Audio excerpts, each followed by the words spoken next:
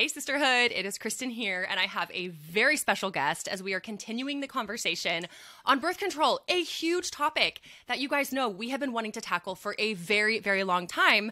But like I shared last week, it's just hard to find the right person who you feel like can really dig in and bring that balanced perspective, bring truths that maybe other people would be a little shy to share about. And so I am so excited to introduce to you guys my guest, Dr. Leah Gordon, and she is both a functional medicine and naturopathic doctor that specializes in fertility and women's hormones and has helped countless women throughout their reproductive years. She's also the founder of womanhoodwellness.com and recently launched a course called Breaking Up with Birth Control.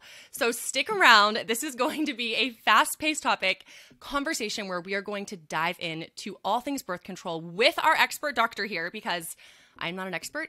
I know very little, but I know enough to know that this conversation needs to happen. So, Dr. Leah, thank you so much for being here. Oh my gosh, of course. Thank you for having me. I'm so excited to talk about this with you today. Yes. Okay, so tell us really fast, though. I know you just launched your course, Breaking Up with Birth Control. The name alone is very provocative. Give us like a quick flyover, like what that is, what it entails, and why you created it.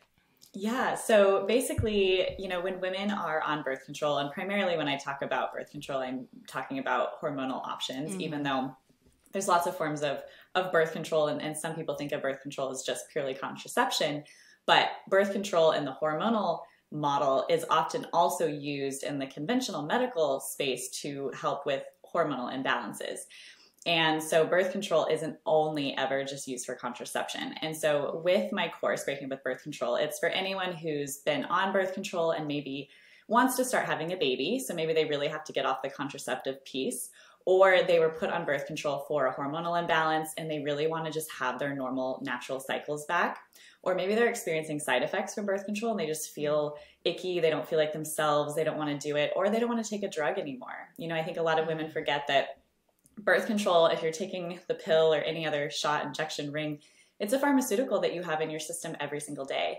And so some people are kind of over that. And so if a woman is ready to kind of break up with birth control, I help guide them through what to do either before is my ideal place to catch women, or if you've already broken up with birth control, how to heal from the split is what I call it. And all of the different body, the lifestyle pieces, the dietary pieces, natural medicine pieces to bring your body back into balance so that when you stop birth control, you're in the most optimal state possible so you don't have issues post-birth control, and just to help replenish and, heal all of the different pieces that birth control has depleted. And it's a 12-week program, so it's pretty extensive. It's really what you would get with me if you worked with me for like the first 6 months of being in my practice, all kind of put in like a fast track, really supportive program. It's amazing. Wow, that sounds incredible. And I'm sure, like, even as I'm sitting here listening to you, I'm thinking, wow, I can't believe there's that much that can go into a course to help us understand how to break up with birth control and the hormones and everything else. Because I think for so many of us as women, we've just bought into the lie that hormonal birth control isn't really a medicine. It's just kind of like this thing we take that everyone takes and it's not a big deal. And so the fact that you have an entire course to help us understand speaks to the fact that it is a big deal, right? Yeah, absolutely. It's actually really interesting. In my intakes with patients, I ask, what medications are you on? And most people forget to put that they're on birth control because the pharmaceutical industry is so sneaky in how they've kind of marketed it in the sense, and our culture, also talks about this, and that it's kind of something women just think that they do. It's so socially acceptable, and you forget. They even name it cute names. Like, I think one of the emergency contraceptions is named Ella. I mean, like, no one thinks of their medication when it's so cute and it's pink and it's, it just doesn't feel the same, but it is a pharmaceutical. It's a drug that women take every day. And so it is a cultural shift that has to happen for a lot of women. Yeah. So when did you become so passionate about this personally? Oh gosh. So when I was 18, I met my husband. My first sexual experience was actually not my choice. And I always wanted to wait for marriage and all of that. And so my whole world was kind of rocked. And I met my husband not long after, and, we became sexually active together. And I was like, okay, I guess I have to go on birth control because I don't want to get pregnant. But I didn't know about tracking my cycle. I didn't know that there was any other option. No one said anything to me. And so just like every other woman in college, I went on the pill and it completely destroyed my life. I was so depressed. I was so anxious and flat, and my affect was just, I felt no joy. You know, I just felt like I was a shell of myself. And the biggest impact that I had from birth control was low libido and painful sex. And that impacted me and my husband for so long, until I started realizing, like, I wonder if the birth control pill is contributing to these issues, you know, because I was in a transition in my life. I was newly in college. And so I just kind of chalked it up to like changes in my life, which a lot of my patients have the same experience. They're like, oh, this is just being in my 20s and this is just life. And they don't realize that it's the birth control that is contributing to their anxiety or their depression or their gut issues or their, you know, libido issues. And so I was on the pill for a while, about 4 or 5 years, until I was like, I'm not going to do this anymore. And, you know, getting off of birth control was one of the best decisions I ever made. I just wish I had made it sooner. And I wish that I had had someone like me at that time to help me through that transition. So that's when I started becoming passionate about it. And then seeing so many people in practice who are kind of put through this unfortunate system where they have a hormonal issue, like acne, painful periods, whatever, or, you know, it is a contraceptive option. I get that. And there are others, but women are just not supported. And it's so sad for me to see women go through this. They're put on the pill, and then, you know, later they want to have a baby or they want to have their hormones balanced naturally. And they've kind of been fed this lie, and this imbalance has happened in their body for so long that it's so sad to watch it. It breaks my heart. So when you were going through med school, did you already have what you're sharing right now, like this perspective, or were you still on the pill and not really thinking it was much of a problem yet? So I stopped the birth control pill probably right before I started naturopathic medical school and switched to the copper IUD. I didn't understand the negative impact. So in retrospect, when I was in school, I started learning like, oh my gosh, that is probably why I was feeling so horrible. You know, when I first learned about the hormonal shifts and changes that the birth control pill can make on libido, in one in particular, it causes an increase in this protein called sex hormone binding globulin in your liver. And it binds up all your testosterone, which is a hormone that you need to have a sex drive. And I ran labs on myself because when I learned that in school, I was like, what? Like, is this happening to me? And sure enough, I ran my labs and my sex hormone binding globulin was so high. My testosterone was so low. I looked like a postmenopausal woman. And I knew for a fact that like I wasn't born that way. Like I had a thriving sex drive as a teenager. Before I went on birth control, I had none of these issues. They all started when I started the pill. And when I stopped, mine didn't resolve. And since then, they've gotten better since I've been pregnant and had a baby, but that it needed a pregnancy to reset my hormones. For some women, when they stop the pill, things go back into balance, but for some women, it doesn't. So if I would have known that, I would have never started birth control. Were you ever, like during medical school and afterwards, I know you don't, like a lot of doctors don't share this perspective. Were you taught in medical school about the negative effects of the hormones in the birth control pill on a woman's body, or not so much? So I am a naturopathic doctor, so my medical training was a little bit more holistic. Okay. We don't have classes where they're like, the birth control pill is evil. You know, it's not like that. But we learn everything from a balanced and holistic perspective. So, you know, as we're learning about the body, let's say it's hormonal imbalance, you know, we don't believe in functional and naturopathic medicine that a woman is deficient in synthetic hormones. And that's her problem. And that's what she needs to fix her problem. We believe that there's some other underlying imbalance that's contributing to something like painful periods or acne or PCOS. And our goal is to investigate and find out what that is and rebalance the body from a natural perspective. So we're not taught, and we don't look at the body of, oh, look at these pills. They are saving the day. They're solving hormonal problems. And in the conventional medical model, when you go to a normal doctor, you know, whether their training is taught that or not, it's just a paradigm that they seem to have, that they really do feel like the birth control pill is the solution to period problems. It is the thing that they give women who have all of these hormonal issues, whether it's PMS, acne, PCOS, irregular cycles, heavy periods, light periods. The pill is the solution. And we just don't think of it that way. And so when you see pharmaceuticals for what they are, they're a tool. And, you know, sometimes I prescribe birth control. Like for some of my severe endo patients, it's necessary because they're going to commit suicide if they don't get their pain under control. You know, like there's a time and a place for pharmaceuticals, 100%. Yes.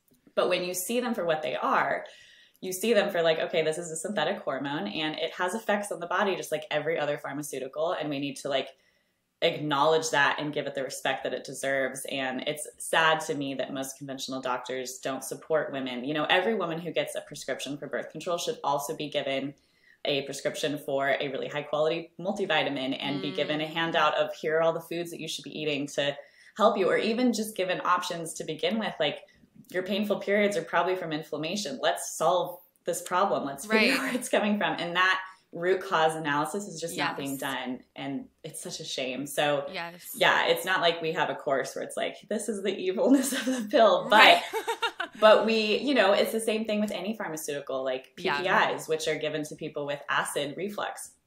You know, like we recognize, because we don't see them as this holy grail cure-all thing, we see them as a tool. We don't glorify them and put them on a pedestal. We see them for what they are. And when you do that, you see that a lot of them have side effects and that there is a better way to do this. I have kind of an interesting, different background in that I've never actually been on the pill. And now that I'm learning more about it, I'm so thankful. But my husband and I have been married for 11 years and we were open to having kids pretty early on. And so we were just going to let whatever happened kind of thing. And we weren't really preventing, but we weren't actually trying. We were just kind of like, whatever happens. And little did I know that getting pregnant would be extremely hard for me, that I would go now over a decade of struggling with recurrent miscarriage, unexplained infertility, working with a ton of different doctors, and only I can, like, until more recently when I started working with very specific, more naturally minded doctors, getting to the root cause wasn't something that was even looked at early on. And now that I'm learning more about my body and my hormones, like, I realize what a huge deal they are, and that getting to the root problem, which for me, I still don't know if I'm there, but still on this journey trying to figure out what is the underlying issue. Like, I don't want Band-Aids. I don't just want something put on top to force my body to do something. Like, what is the problem? And still trying to get to there. So that's what you're saying, like the root, solving the problems from the ground up, from the root cause up, will fix a lot of the symptoms, because once the root issues are fixed, then the symptoms will resolve, right? Yes, exactly. So the thing I always say is symptoms are the language of your body, and your body's super intelligent, and it's not something to be shut up and medicated away. We need to ask the questions. What are you trying to tell me, body? You know, you have painful periods. What are you saying? Oh, you have inflammation. What foods am I feeding you? You know, do we have an imbalance in our gut microbiome? Are you deficient in certain nutrients? Like, your body's screaming for help. It's asking for help. Infertility is the same. Because when a body is healthy and balanced, it's fertile. And so if it's not, there's something there. There's something blocking it, whether it's you or your partner. It can be both. But there's something blocking it, and we have to ask the questions, what do you need from me? Like, what am I not giving you? Where is there a blockage? And when you can ask those questions, then you can go deeper and find the solution. And once you've solved that problem, the symptoms go away because they're no longer, you know, screaming for your help. And when you use something like birth control to just cover up symptoms, you're not only not helping your body, even though it seems like you are. It's the analogy that I use is you have a burning building and there's a fire alarm going off, and fire alarms are very annoying if you've ever been in a fire, and you just kind of make it shut up. Not a fire, like, but I've heard the fire alarm. Yes, sure. Like, you're cooking cookies and the fire alarm goes off and you're like, make it stop. And it's so easy to just take the batteries out and like, oh, thank God, I've stopped the fire alarm. The problem is resolved. And it's like, but the fire is still burning. And the connection between birth control and fertility is a lot of times women are put on the pill for a problem in their teenage or early 20s years, whether it is like any sign of an imbalance, you know, PMS, acne, painful periods, irregular cycles, any issues with your period. They're put on the pill. The problem is not resolved. So the fire's still burning. And then they're on it for a decade. And then they're like, I'm ready to have kids. So they stop the pill. It's just like plugging the fire alarm back into a raging fire. The fire's still been burning. And the same imbalances that cause those symptoms early on in their life are going to be contributing to infertility, because the body's not balanced and the body doesn't want to be fertile if it's not balanced. And so then they get off the pill and they're like, why can I not get pregnant? And it's really sad, because if a woman had known to address these issues early on, she might not have that issue when she went to conceive. And that's the biggest full circle thing that I see, because I do a lot with fertility as well in my practice. And, you know, I just wish I could shake our whole, you know, world and be like, we have to do things different. We are just not serving women well at all. Yes, and we're not serving ourselves well because we aren't really educated to understand a lot of these things. And, you know, we're told we need to trust our doctor 100%. Whatever they say goes. Don't question, just accept. They're the smart ones. And so they're telling you, yes, get on the hormonal birth control pill for whatever reason, whether it's acne or contraception, then we just accept it. And, you know, when I got married, I feel like there was so much now looking back that I didn't understand about my body as a woman. What I know now, having walked through these years of infertility, that has put me on a track of like wanting to learn and grow and try to get to the root. So I'm like doing my own research like crazy, listening to tons of podcasts, just trying to get educated. And there's so much more now I understand that I never did 10 years ago. And I feel like that is true for so many women. They just aren't educated. So why aren't we being educated about our bodies? Oh my gosh, I don't know. I literally bring this up all the time. I think back into my school time and the amount of effort I put into like a literature class, reading really weird books that didn't matter, you know, calculus, you know, I became a doctor. I didn't need calculus. Like if I was going to be an engineer, sure. But like we should have had an entire year-long course on understanding our hormones in our bodies and how to take care of them. I mean, it just blows my mind that it's not there. It's like the doctors aren't teaching us. We don't learn it in school. So where are we going to get it? And the doctors themselves often don't even know. So even if you got one pinned down and was like, tell me everything you know, a lot of them don't either. It's like, where are we going to get this information? It blows my mind. So something has to change and shift. Yeah. And hopefully with podcasts and social media and all of this, people are waking up and finding these resources. But it is a shame that it wasn't there, and it still isn't for many women. Yeah. And you're right. I am seeing more and more resources. Like women our eyes are being opened to our own health and our bodies and how they function and our cycles. And we're not just, we're not as gullible as we used to be. Exactly. Okay. Can you break down for us though, like just the basic question, what is the hormonal birth control pill? Like help us understand what it is and what it's doing to our bodies every month. Yeah, so when I say hormonal birth control, the most common one that people know of is the pill. And what it is the most traditional one is a combo pill. It has two different synthetic hormones. The first is a synthetic estrogen called ethinyl estradiol, and the second is a synthetic progesterone called progestin. And we make naturally estrogen and progesterone. When we ovulate, we make progesterone. When we take birth control, the birth control pill, those two synthetic hormones, they basically give a message to our brain saying, hey, you don't need to secrete any hormones to tell our body to mature a follicle. We're good. We've got this. And so typically in a normal cycle, your brain is sending out hormones, FSH and LH. They send out FSH to tell your ovaries to mature some follicles, one of which will become dominant, and that's what you will ovulate, which has the egg that could potentially be your future baby if it comes in contact with sperm. And so there's this upsurge in estrogen, FSH is pumping out, telling your body to make follicles, estrogen is going, and then eventually it gets to a level where LH is kicked out, and then you ovulate. Once you ovulate, your body makes progesterone. When you're taking the birth control pill, those two hormones basically are giving feedback to the brain saying, you can go on break, we don't need you, we've got this. And so your body is not actually secreting any of those hormones, and so ovulation doesn't happen. So ovulation never happens when you're on the pill? Correct. Oh, wow. As long as you're taking it correctly. Okay. If you don't take it correctly, potentially, but then you could accidentally get pregnant. So the whole goal is, yes, that it suppresses ovulation. There is some effect as well from that progestin that changes the cervical mucus in your vagina and uterus that impacts sperm's ability to get through, and it also thins the uterine lining. But the majority of the combo pill works on stopping ovulation. So this is good for pregnancy, but the whole upsurge of these hormones and the different changes that happen throughout our cycle are often what make women feel good. They're what make us have a sex drive. They're what make us feel alive and excited and happy. The progesterone that we naturally make helps us with sleep and anxiety and helps us with our breasts and all of these different things that we miss out on when we're taking a hormonal birth control pill that stops us ovulating.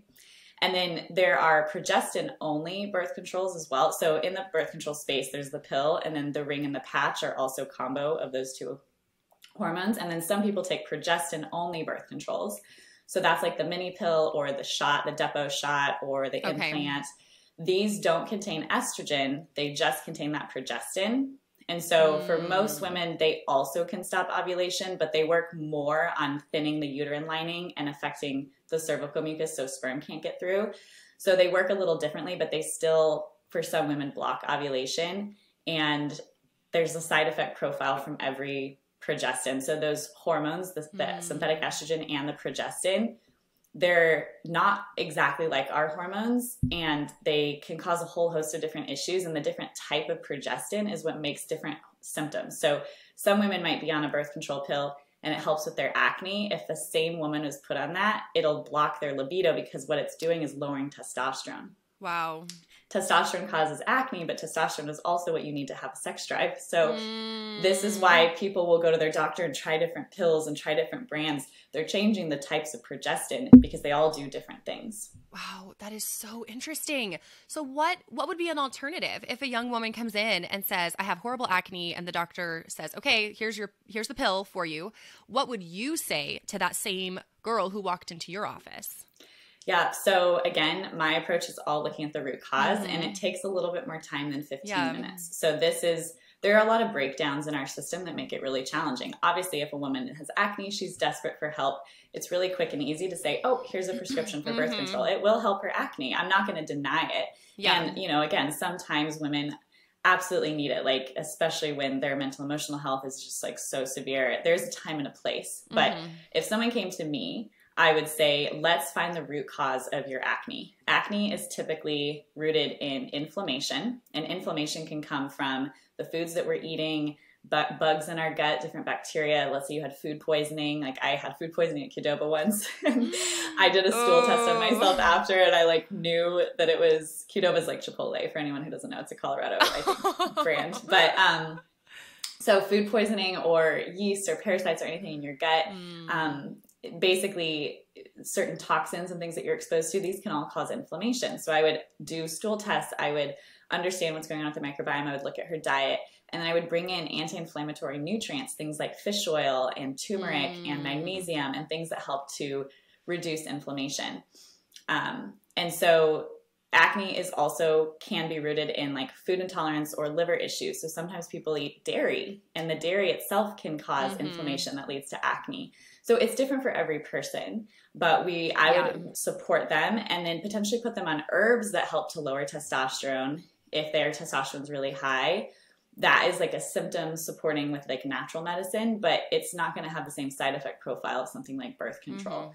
So that's a typical situation that I would do for acne. Kind of same thing for painful periods. It just depends on the underlying imbalance. Irregular cycles, do you have PCOS? Why do you have PCOS? What's going on with your blood sugar? What's happening with your lifestyle, your routine? And, these things do take a little bit more time. And that's why I recognize in the conventional model, we just don't have the time. And it's unfortunately a broken system. It's not a mystery as to why we are where we are, but I think things need to shift and change. Yeah, and I think we've been conditioned to want the instant fix, right? Yes, exactly. Oh, this is going to be a process. This is going to take time. I have to work with you and get multiple, maybe I'll just take the pill. I mean, we've been conditioned in this microwave instant culture. We don't even sometimes want to take the time, but it sounds like in the long run, we're going to be so much better off taking the time to get to the root, because, a couple years down the road, our health is going to be so much better than it would be if we just took that instant fix that fixed that one symptom, but now we have all of these other underlying issues that are going to build up. Sometimes you can do both. Let's say it's a teenage girl who has such severe acne that she's, depressed beyond measure. She doesn't want to go to prom, none of this stuff. Put her on the pill or put her on spironolactone, the medication that lowers testosterone, but at the same time, work on the underlying factors so that maybe in a year or two, she can get off the pill and the pieces that were imbalanced are fixed now. So she's coming out into a environment that won't have such a big issue. Same thing with painful periods or any of these imbalances. And my biggest thing is women should just be given the choice. When I was 18, I wish I had had a choice. I wish someone had sat me down and said, these are your options. You could do, natural family planning, fertility awareness method, track your cycle. I was so responsible. I would have totally done it. I would have been so good at it, Is this for real or is this sarcasm? No, I would have been good at it. Okay. I would have, but I didn't. Okay. I didn't even have the choice. I didn't even know that was an option. Yeah. And so, give women the choice. Here's route A. This is the consequences, or the benefits and consequences. Here's route B, the birth control benefits and consequences, and just let women have a choice. A lot of women feel that they had no other choice. They tell me that all the time. I just didn't think I had any other choice. And that's so sad because they do. Wow. What are some of the common side effects that you're seeing women have? Because I know people listening right now are going to be tuning in like, okay, do I have any of these side effects? What are some of the common side effects that you see women have who've been on the pill for, maybe 2-3+ years? Yeah, I mean, side effects from birth control can happen as soon as you start it and can last many years after you stop it. So wow. the spectrum is great. And for some women, being on one type of birth control can cause certain things, and it can be different when they switch, or they can all go back to normal when they stop it. So the range of types of things that women mostly experience, I would say probably one of the number one is mood issues. So that could be anxiety, depression, feeling really flat. Like a lot of people report that they just have like no high highs and no low lows. They just feel kind of numb to life. Wow. Like I said, anxiety and depression is big. A lot of women will have changes in their skin. So some women experience acne on the pill. Some women improve acne on the pill. Wow. Gut issues. People will have constipation, bloating, loose stool, issues like that. The pill has been shown to cause what's called leaky gut, where basically your gut lining breaks down, and then different foods and issues like things that you're exposed to, whether it's good or bad bacteria, yeast, those kind of things can all get into the bloodstream, which can cause a whole host of symptoms, energy issues, brain fog. For some women, they just feel really crazy, or they just don't feel like themselves. A lot of people will just tell me I started the depot shot, or, I've been on this birth control and I don't feel like myself. But again, a lot of women traditionally in our medical system too, are just kind of told it's in your head, nothing's wrong, you're being overly dramatic, it's so sad. Low libido is a really big one. So low sex drive, women not feeling like they have a sex drive. And then you can have actual, there's big things that can come from birth control, cancers and liver diseases and autoimmune diseases and things like that. But from the most part, how soon? How soon, just because I want to ask this before we move past it, those long-term effects, those kind of very severe, big deal kind of things like cancer, how long would it take for someone to actually get cancer being on the pill? Yeah. I know that's not going to happen to everyone, but totally. Yeah. So the way when we look at imbalances, everyone kind of has a weak link in their ladder, right? So based on your genetics, your family history, your predispositions and exposures, everyone kind of has that weak thing that if some imbalance came into their system is what it's going to kind of pull. So it doesn't mean that every person who's ever been on birth control is going to get breast cancer. And for some, birth control has been shown to help with some cancers, which is really weird and ironic. So the thing with cancers and what we're looking at in the studies is they've just looked at correlations of people who've been on birth control. Obviously, the longer that you're on it, potentially the worse. But let's say you have a family predisposition to cancer and you were only on the pill for a few years, it potentially would have pushed that weak link on you a little bit more. Whereas someone could be on birth control for 15 years. If cancer's not in their weak link genetic pool, they might not ever get cancer. So it's really hard to say everyone who's been on birth control for 5 years is going to have cancer. You just can't say that. But basically understanding, this is why it's important for you to do a whole holistic understanding of you, your family history, your genetic picture of, is there autoimmune in my family?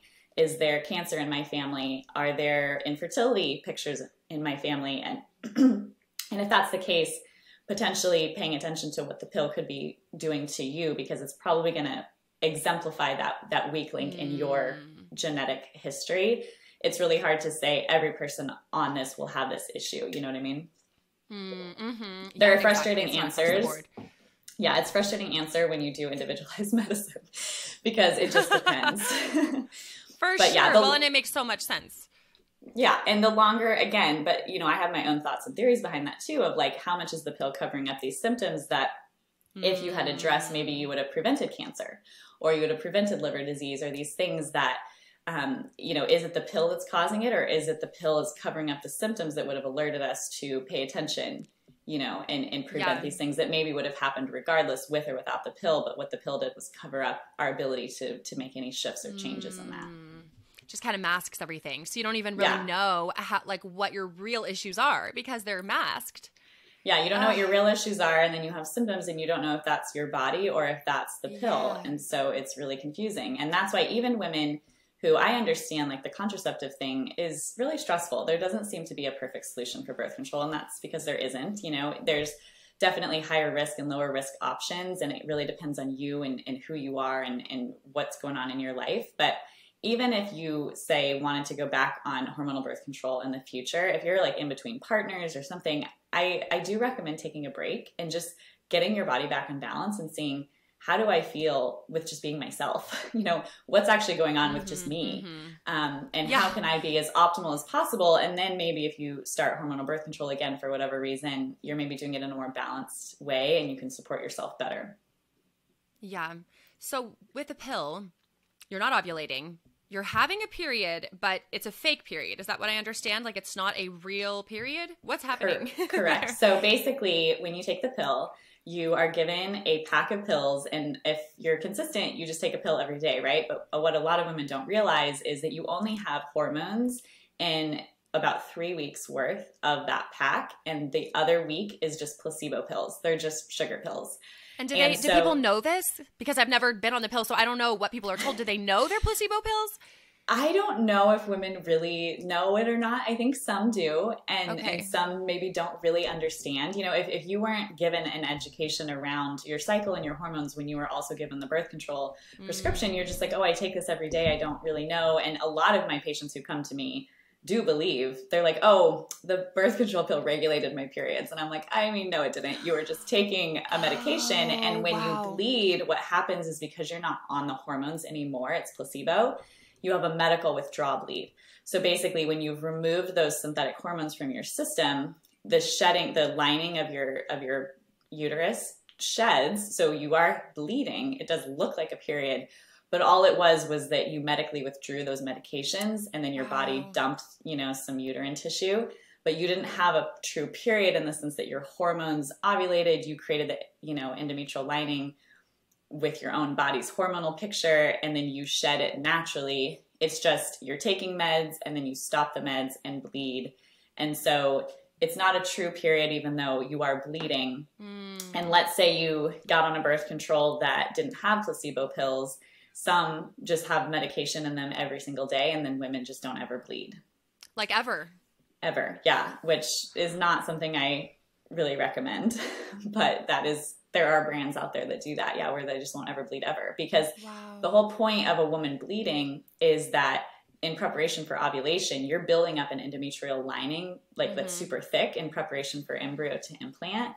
And if you aren't building that up, there's really not a need to shed it, you know. But I personally think it's nice to have the body kind of still go through that cyclical rhythm. If you're going to choose hormonal birth control, I think, you know, there are benefits to it in my mind, but a lot of conventional doctors will tell you there's no difference because, you know, just don't ever bleed. That is so interesting. And I've heard friends say that exact statement, what you said. Oh, birth control, the pill has really helped to regulate my cycles. You know, they're normal now, but that is a myth. What you're saying, like, that's not even true. So what other myths are we believing about the pill without realizing it? Are there others? Yeah, I mean, I think the classic one, like you mentioned, is that the birth control pill solves or fixes my cycle, regulates my period. You know, you're just taking a medication and stopping.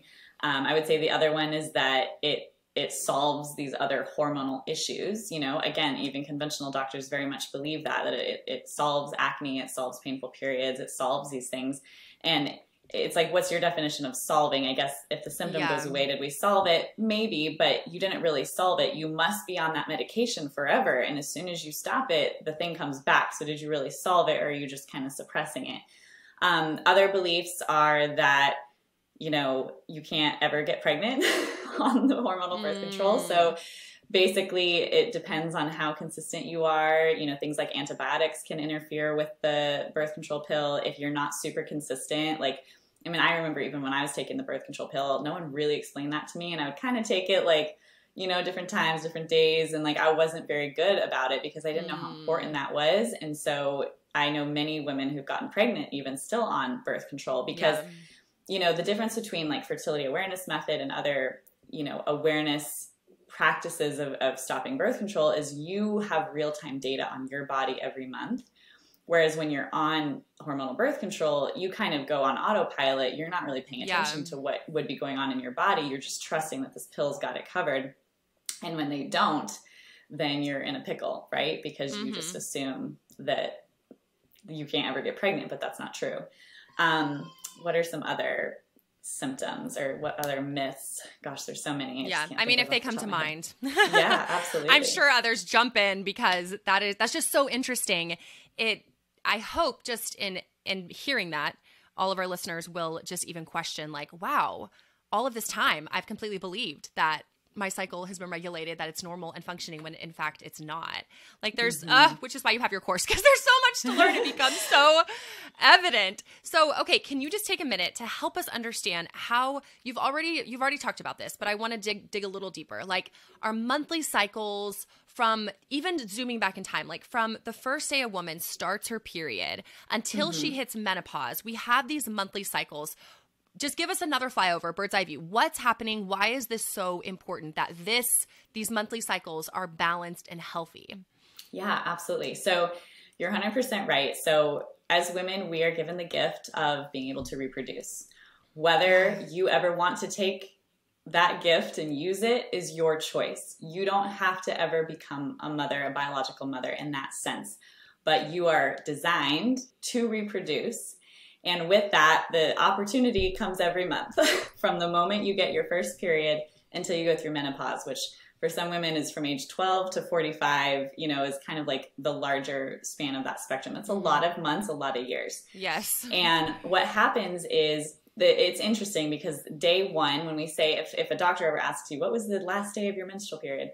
So day one of your period, or day one of your cycle is the first day that you actually bleed, which in my mind, and when I teach this in my cycle mastery class, which is separate from my Breaking with Birth Control, it's confusing because in my mind, that's the end, but really we count it as the beginning because it's the only obvious symptom that we have to say, oh, very clearly I've started bleeding.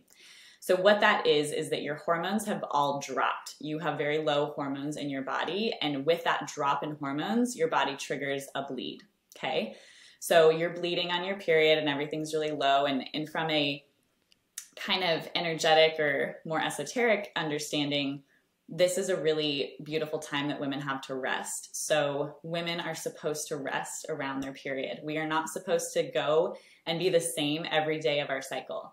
A male hormonal cycle is 24 hours, and our world and our productivity standards are all based on that male masculine 24-hour cycle where we can do the same thing every day and repeat it all month. Women have a month-long hormonal cycle where we have different phases of our month based on the types of hormones that we have in our body that help us tap into different parts of our superpowers. And we are meant to rest during our period. So this is not a time to do crazy exercise or, stay up late, work, burn the candle at both ends. You're meant to rest. And traditionally, women did. That's just really quick. I feel like I've heard people say, oh, maybe exercising really vigorously on your cycle will help with like period cramps and things like that. Because I've also suffered from pretty intense cramps. So that's not true though. Intense exercise isn't the best thing. I would not do that during your menstrual cycle because your body's hormones are not designed to help support that rigorous exercise and that really intense way of being. I would say there are better approaches to support painful periods than that. So the menstrual cycle, the part of bleeding is for resting. Your hormones are very low. Then what happens is your brain releases a hormone called FSH, and it goes and tells your ovaries to mature some follicles. And every month, for most women, it's about 10 to 20 follicles go through this maturation process. And they basically become from baby follicles to more older, mature follicles. And then only one of them gets to win. And one of those, 10 to 20 become dominant and start to take all of the hormones and get bigger and bigger. And that follicle becomes the egg that is kind of awaiting ovulation. Okay, so FSH is going to your ovaries to tell your follicles to mature. And these little follicles, these little baby pieces in your ovaries are making a hormone called estrogen.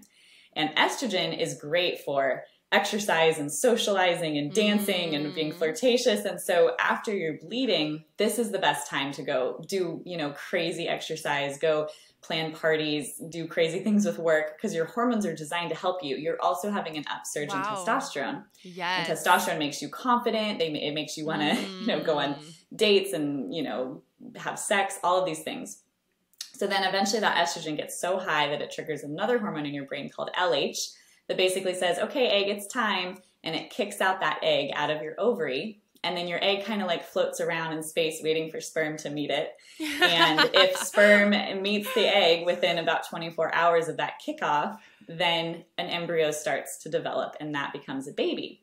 If it doesn't, basically what happens is once that egg is kicked out, the part around the egg is called the corpus luteum, and it makes another hormone called progesterone. And progesterone is what helps women have, you know, helps with their anxiety, it helps with their sleep. It's the calming hormone. So this part of your cycle after you ovulate is a great time to like organize your closet and maybe journal and like reflect and, you know, maybe not the time to have like a raging party because you're more inward. It's because your body is saying, are we going to have a baby or not? It's like waiting around to be like, are you pregnant? I don't know. Maybe like don't go do crazy things. And then that corpus luteum is secreting the progesterone. If a egg and sperm met, then it would create an embryo which secretes a hormone called HCG. That's the hormone that women check when they check if they're pregnant. So if you go get, you know, a urine test to see am I pregnant, it's checking HCG.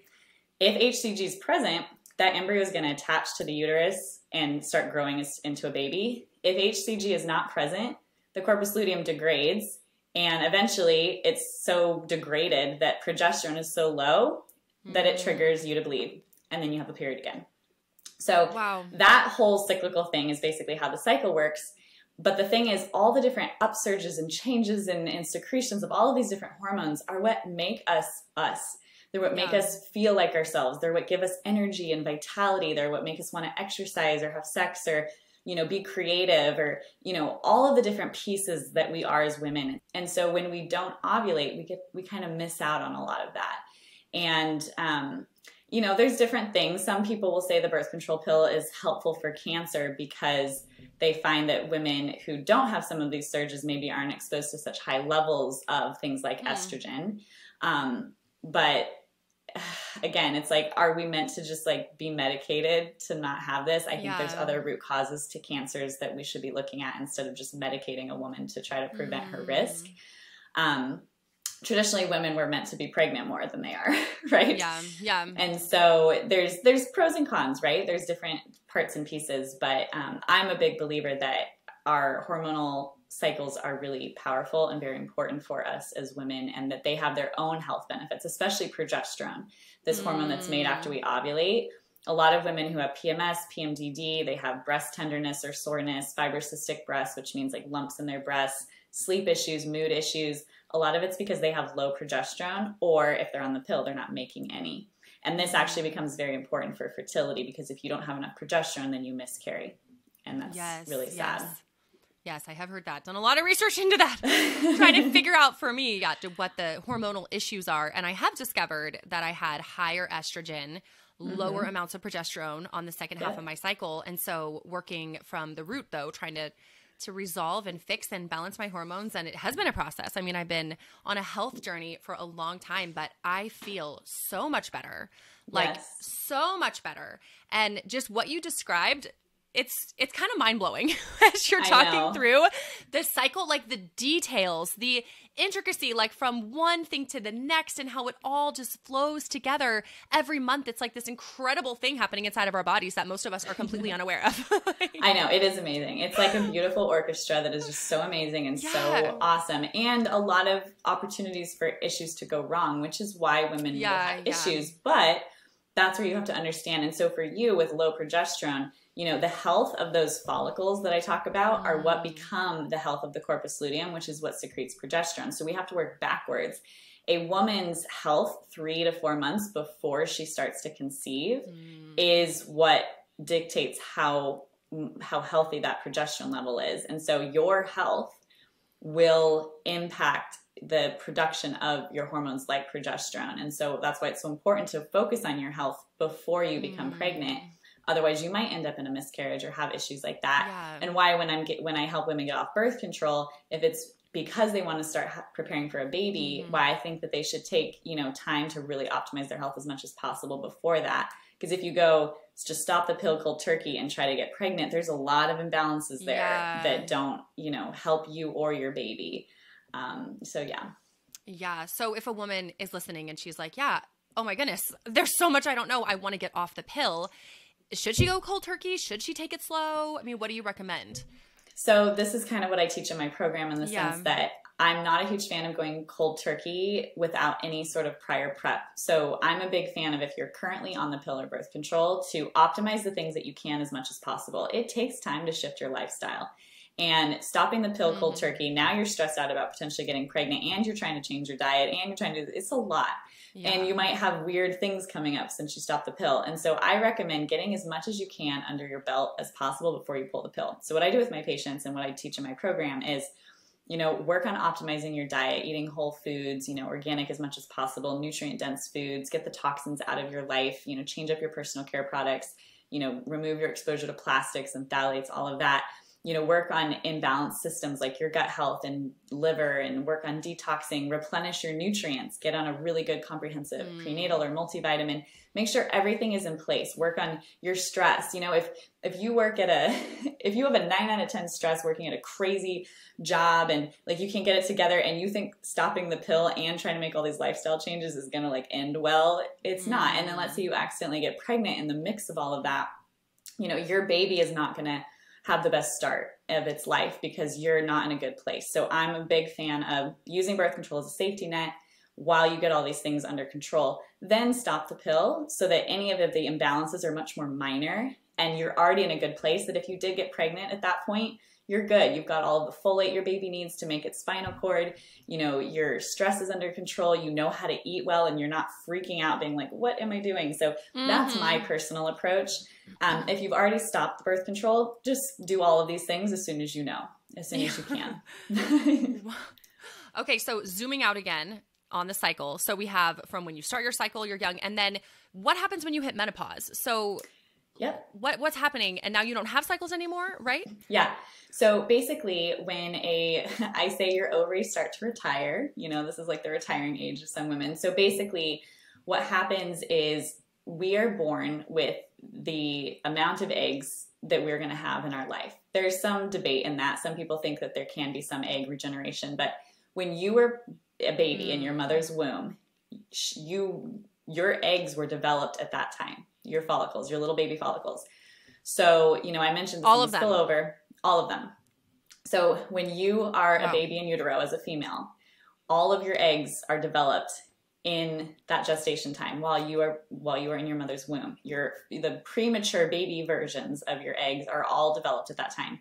You are born and a bunch of them die and some survive. And then every month, you know, 10 to 20 go through this maturation process, and the ones that don't win, the ones that don't become the egg, just die. You know, they just get resorbed. So over time, over like 2 to 3, 4 decades, the egg amount goes down, right? So you have the egg amount going down, and there's other factors as well that's not just low eggs, but basically your ovaries start to go into retirement. They're not responding as much anymore, either from low egg count or, you know, they're just not wanting to participate and pay attention. So that brain hormone, FSH, is going to your ovaries saying, come on, girls, let's go. And either there's no girls to talk to, or they're like, no, we're good. We don't want to anymore. And so that FSH hormone actually goes up and up because it's knocking louder and louder. It's like on the door, like, wake up, we need to keep ovulating. And they're like, no, we're done. We want to be on a beach somewhere. Like, we're not going to do this anymore.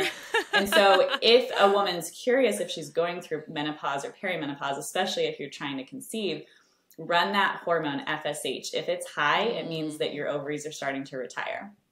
So once your ovaries start to retire, you either don't have eggs or they're not responding anymore, then you don't have that upsurge in estrogen and it doesn't trigger ovulation, and or you have no eggs to ovulate anyways. And so it's at this time, perimenopause, it's like in between, like you kind of are still cycling, but you're not fully retired, that your hormones can just go crazy. And so some women just feel absolutely horrible. But again, the foundations to support that are the same as the ones for optimizing your hormones in the first place. You know, getting your stress under control and making sure you have a lot of good nutrients on board to keep everything steady. And so that's what happens in perimenopause. And once menopause happens, it means that you haven't bled, you haven't had a period for over a year, and your ovaries are officially retired and you can't conceive anymore, at least naturally. Wow. And then your periods never comes back from that point on. Correct. So again, After perimenopause Okay. is a time where it's like very volatile, and some women can go through perimenopause for years, meaning like they might go 6 months without a period, and then one shows up somewhere randomly, and then it's like 8 months, then another one shows up. As long, like once you've gone through 12 consecutive months of no period, that's technically menopause. Theoretically, a woman could go back into cycling if she still has eggs and something comes back on board, or like with IVF, sometimes women can artificially, you know, bring they can still carry a baby if they're given synthetic hormones, but from a natural perspective, yeah, your periods just won't come back. And for a lot of women, they're not making those hormones. And this is where like bioidentical hormone replacement can be helpful for some women. I usually start with lifestyle and herbs first, support the adrenals. That's the number one tip for anyone listening. Your adrenal health, your stress response is the biggest reason why your hormones go psycho in your perimenopausal time. But doing that and then, just supporting yourself through that. But then that's the end of the reproductive window for a woman. Wow. Kind of sad. I know. Oh, man. It's like, wow, everything shuts down. Makes me want to appreciate what's happening now even more. Like it's just for like a part of your life. It's not even your whole life as women that we have this very unique opportunity. So I have learned so much through this conversation. This has been amazing. You are a wealth of knowledge and wisdom. I know we need to wrap this up though. So just in closing, for someone listening and they're like, I definitely don't want to be on the pill anymore, but what are some alternatives for birth control, contraception that are healthy for my body? Yeah. So, I mean, I'm the biggest fan of kind of tracking your cycle and understanding what's going on. You can pair that with either barrier methods or there's new birth controls like Phexxi, which is a pH vaginal gel. So I really love the fertility awareness method. There's also the Marquis model, which is another form of natural family planning, which actually looks at the hormone metabolites. I'm a blend of blending the two. So fertility awareness tracks your cervical mucus changes, your cervix height, your temperature change after you ovulate. So you're checking real life or real time symptoms of your body. And then the Marquis model, if you add that on top of it, is looking at your hormone metabolites. So whether that's using, you know, Clear Blue as a brand or Mira fertility tracker is one of my favorites, to actually check the hormones to see, did you have an LH surge? What's going on with your progesterone? And it's very accurate because you're checking real life data. There's even, you know, digital wearing devices like watches and stuff that will check your temperature post. So if anyone's curious, I have a Master Your Cycle class. It's super affordable and I teach all of this in there, but that's my favorite approach. If for some reason you really don't think you want to do that or can't do that, you know, there's always barrier methods like condoms. Like I said, Phexxi is a new birth control that lowers the pH of the vagina and affects the sperm. Or if you're like, I absolutely cannot get pregnant, but I don't want hormones, things like the copper IUD are an option. For some women, they, you know, cause more pain and bleeding. For other women, they feel great on them. You know, there's other things like the diaphragm, the cervical cap, like things like that, but they all come with their pros and cons. I do talk about all of that in my program, but it just depends. And sometimes being on hormonal birth control is the best option, but just supporting your body with that, you know, making sure you don't deplete your nutrients and you support your body in all of those ways. So yeah, it's more of an individualized conversation that has to happen based on where you are in your life. Yeah. So if somebody wants to have that conversation with you, where do they go? How do they find you? Yeah. So I am not actually taking new patients at this exact moment as I start to prepare for my own baby number 2. But find me at Instagram at Dr. Leah Gordon, TikTok at Dr. Leah Gordon, womanhoodwellness.com. And then I will be opening up my Breaking Up with Birth Control course probably next year sometime. So go get on my waiting list for that. And yeah, I'm very excited to support you on your journey. Awesome. Dr. Gordon, thank you so much. This has been amazing. Of course. Thank you.